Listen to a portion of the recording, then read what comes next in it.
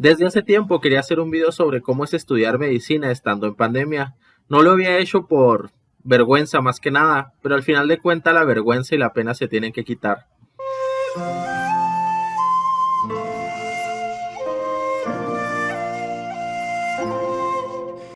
Yo llevo en la facultad 9 semestres. De estos 9 semestres como tal, solamente he avanzado 6. Ahorita actualmente estoy en sexto semestre.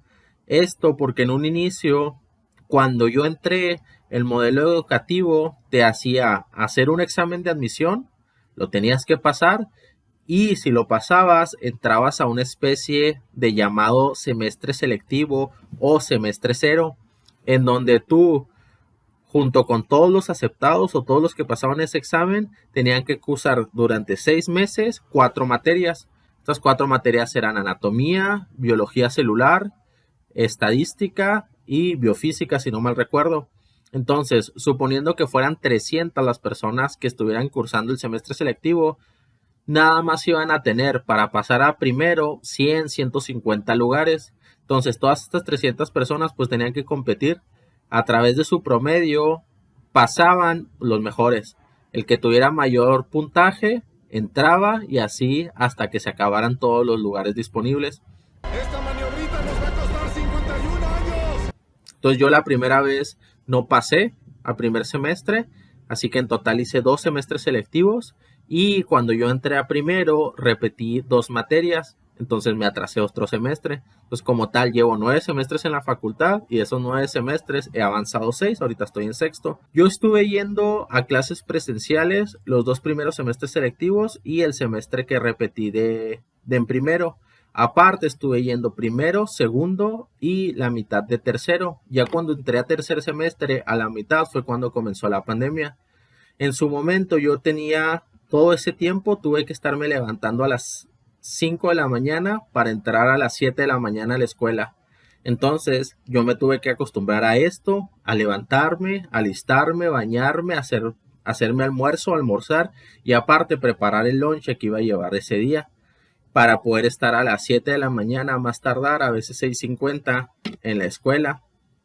Entonces con el tiempo, pues sí fue pesado mantener este ritmo. Aparte de que yo tenía que entrar a las 7 de la mañana, yo salía a las 6 de la tarde.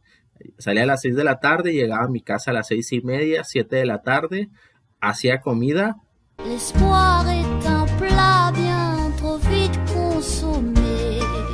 Que me llevaba 1 o 2 horas, entonces en promedio acababa a las 9 de la noche y luego apenas a las 9 de la noche me podía poner a estudiar correctamente.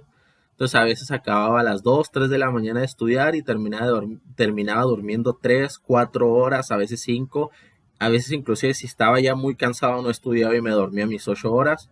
Entonces a la larga toda esta forma de estudio y forma de llevar las clases se volvió muy pesado y muy muy exigente para mí. Así que cuando empezó el modelo virtual, pues yo me sentí muy muy feliz porque ahora si entraba a las 7 de la mañana a la escuela, como era en modo virtual, me tenía que levantar 10 minutos antes. Si me ponía yo muy exigente, pues me levantaba a lo mejor 1 hora antes, a las 6 de la mañana para bañarme y almorzar antes de la clase, pero por lo general eran 5 o 10 minutos antes que me levantaba. Ahora ya no tenía que perder tiempo en traslados, ya no gastaba tanto dinero, ya tenía tiempo yo para hacerme comida,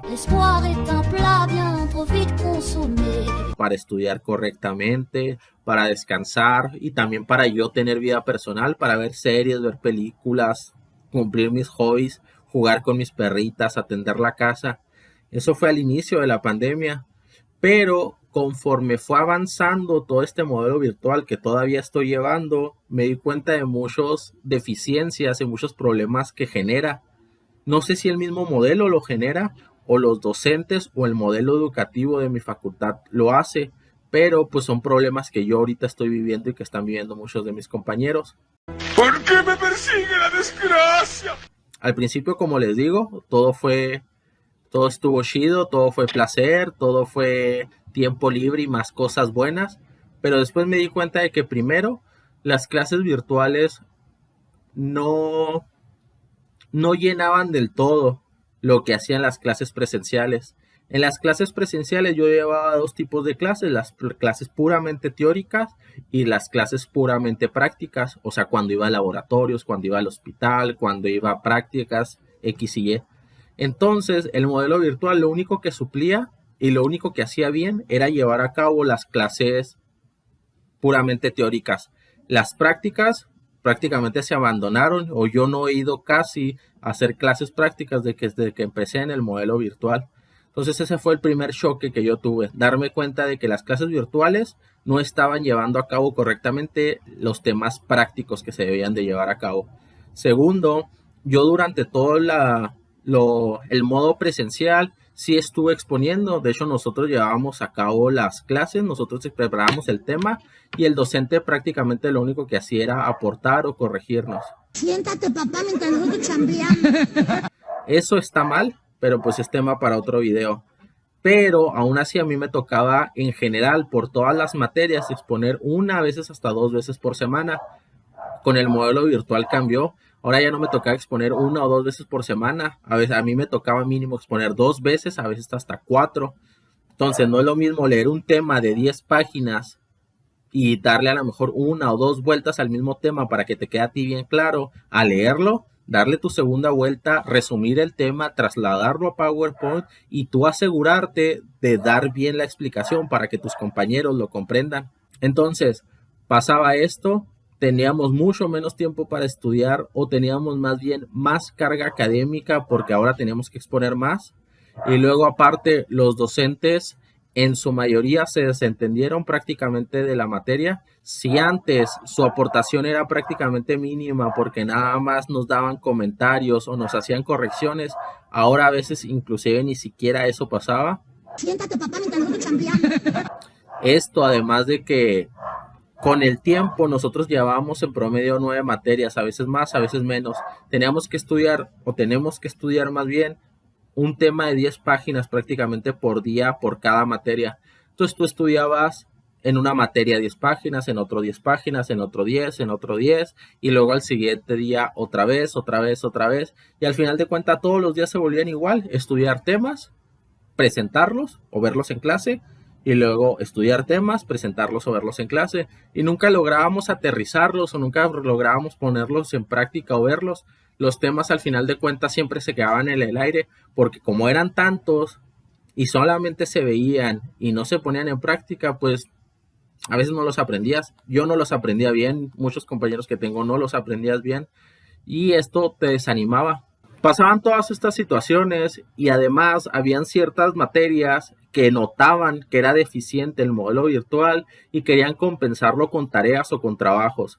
Y al final de cuentas ni a mí ni a muchos compañeros nos servían estas tareas o trabajos porque era hacer algo, resumir prácticamente el tema, perder 1 hora, hora y media en ello y además de esto muchas de las materias eran demasiadas, muchas materias eran demasiadas las tareas que encargaban. Yo me acuerdo que, por ejemplo, en parasitología, microbiología o en farmacología, encargaban de 3 a 4 materias por semana. Entonces, eran aproximadamente 9 materias, de a 3 a 4 tareas por semana, y luego las exposiciones, y luego tú leer tus temas. Era demasiado, demasiado el trabajo. Entonces, al final de cuentas, todas estas situaciones fueron mermando en mí y en algunos compañeros y cada vez aprendías menos, cada vez te esforzabas menos y cada vez había menos motivación para realmente esforzarte. Ahorita actualmente veo muchas de esas situaciones que me gustaría que se implementaran de manera presencial. Por ejemplo, el caso de las clases virtuales teóricas, se me hace muy bien aplicarlo. Sin embargo, creo que lo presencial no debería de eliminarse y que lo práctico es esencial que se haga, además de que ciertas prácticas como el que nosotros tengamos que exponer, como que el que tengamos que hacer tarea tras tarea tras tarea que no te aporta nada, ¡Repito! pues lo único que hace es perder el tiempo y desanimar al estudiante.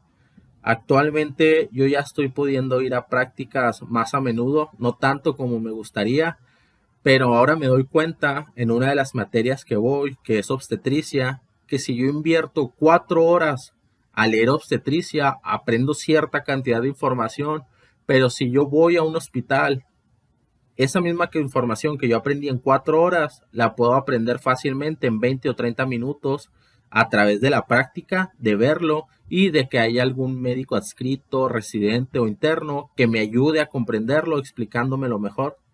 Entonces, el gran problema que yo veo ahorita del modelo virtual es eso, que es una pérdida constante de tiempo en cosas que no funcionan. Nada puede mal ir, Sal. Y que lo que sí funciona no se le da seguimiento y a la larga nada más te va